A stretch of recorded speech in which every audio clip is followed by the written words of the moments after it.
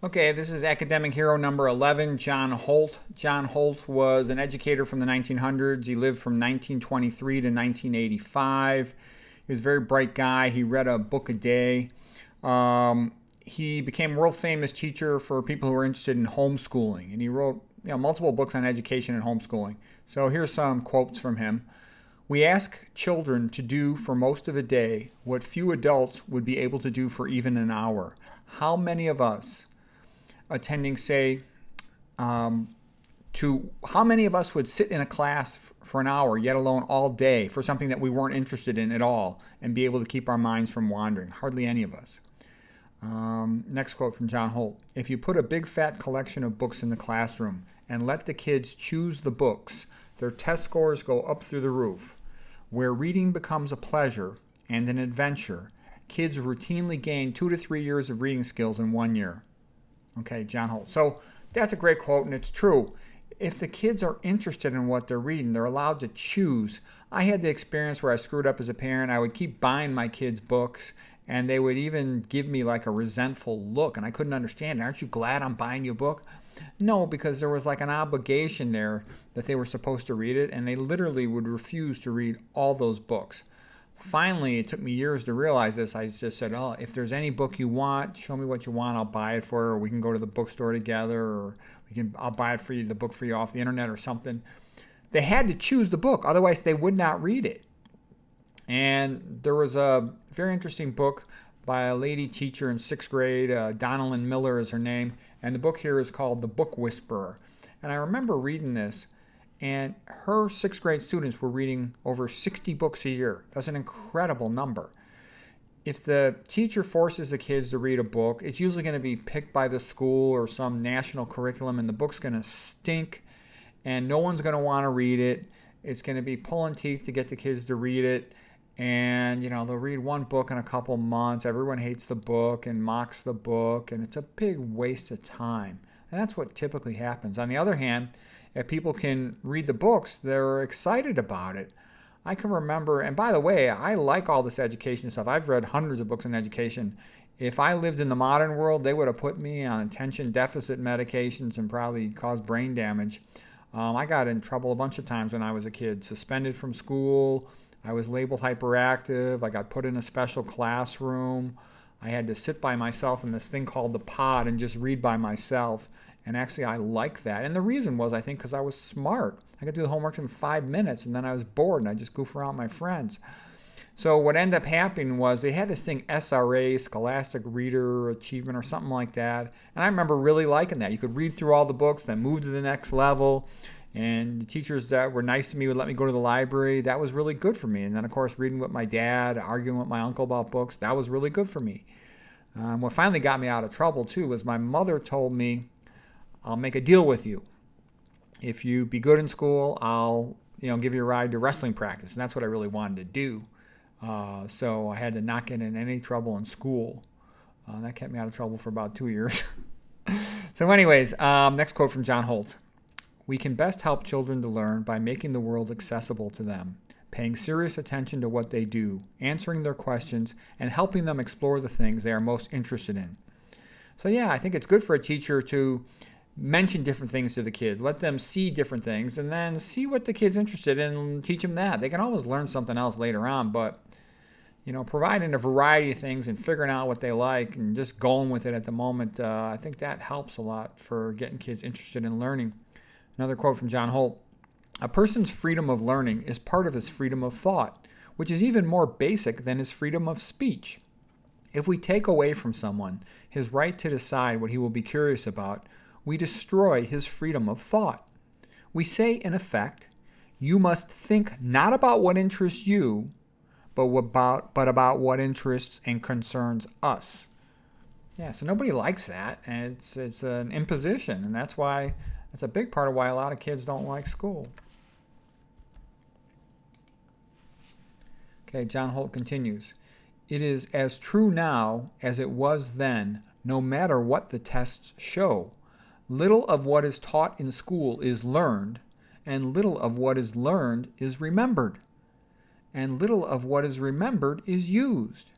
The things we learn, remember, and use are the things we seek out or meet in the daily, serious, non-school parts of our lives. Yeah, so I mean, everybody remembers what they learned in driver's education. That was important. Everybody remembers what they learned about dating in high school. That was important to us, okay? How many people remember the vocabulary list of words they got in school, okay? For the quiz on Friday. We forget all that stuff. And same thing, the way science is taught, science should be taught as theories and hypotheses and concepts and explanations for things. That's interesting, rather than just memorizing stuff, because that doesn't tend to stick. And I also think mathematics is way overrated for kids. Now, don't get me wrong, you need some mathematics, but I'm a high-tech doctor, got board certified in 3 fields, and trained to some extent in other fields. I never use any math beyond what I learned in about 4th grade. So I wish I could have spent that time doing other things. I actually really wish if I could live my life over again and be young, I would like to learn piano and then spend more time learning some other languages so I could read in those other languages. A lot of the geniuses I learned about when they were young, they learned other languages and they really enjoyed reading in that other language. And of course, music is a joyful thing you can do your whole life. It's good to have things like that you can keep doing your whole life. It's like why tennis is a good sport. You can play your whole life. Anyways, next quote for John Holt. I think that our society expects schools to get students to the point where they do things only for outside rewards. People who perform tasks for their internal reasons are hard to control. Now, I don't think that teachers get up in the morning and say to themselves, I'm going to go to school today and take away all those young people's internal motivations. But that's exactly what often happens. Yeah, I think that happened to me. It happens to so many people. I'm sitting there in school like, what am I doing here? Looking at the clock. John Holt. The socializing aspects of school are 10 times as harmful as helpful. Human beings tend to behave worse in large groups, like you find in school, bullying and teasing. That's true too. People are a lot nicer individually than they are when they're in a big group and the group pressures them to be mean. Okay, Holt continues. School is basically a machine for putting winner labels on a few people and a loser on the rest. And finally, what most people want their kids to learn is to shut up and to do as they are told. Okay, yeah, so school puts way too much emphasis on standardized testing. And I think standardized testing is totally overrated because, again, it forces the kids to memorize stuff they don't care about rather than to learning about things that they do care about. It'd be fun when you're young to learn how to draw. Learning how to draw can be a very useful skill, and again, you can carry it with you your entire life and apply it to whatever it is that you're doing.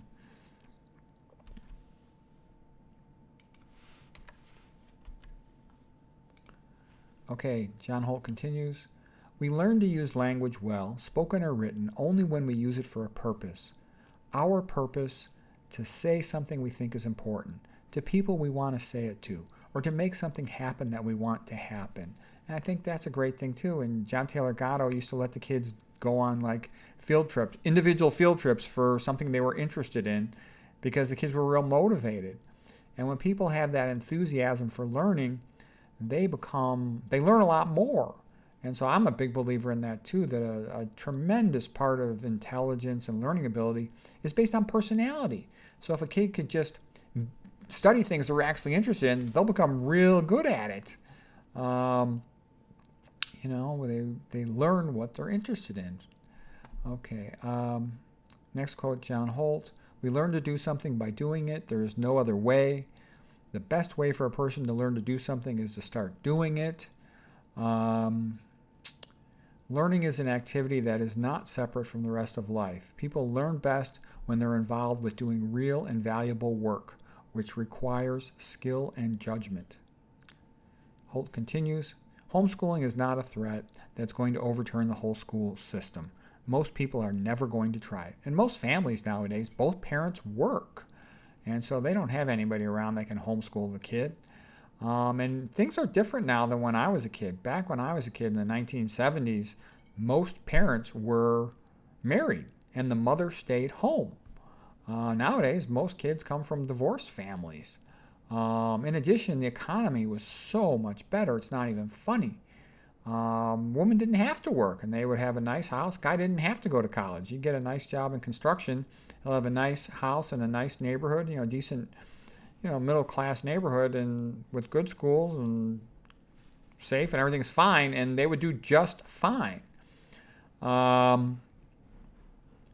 Let's see. John Holt continues. If I had to make a general rule for living and working with children, it might be this. Be wary of saying or doing anything to a child that you would not do to another adult whose good opinion and affection you valued. So that's John Holt. I hope that's helpful. If you're interested in education or you're raising your own kids, I think it is. And, respect their individual interests. And, for anyone trying to learn something, try to talk yourself into being interested in it. I remember I would rotate through something like pediatrics and say, well, maybe I'll be a pediatrician. I'll rotate through psychiatry. Maybe I'll be a psychiatrist. And if you think that way, your brain says, okay, this might be important. And you pay more attention, you learn more.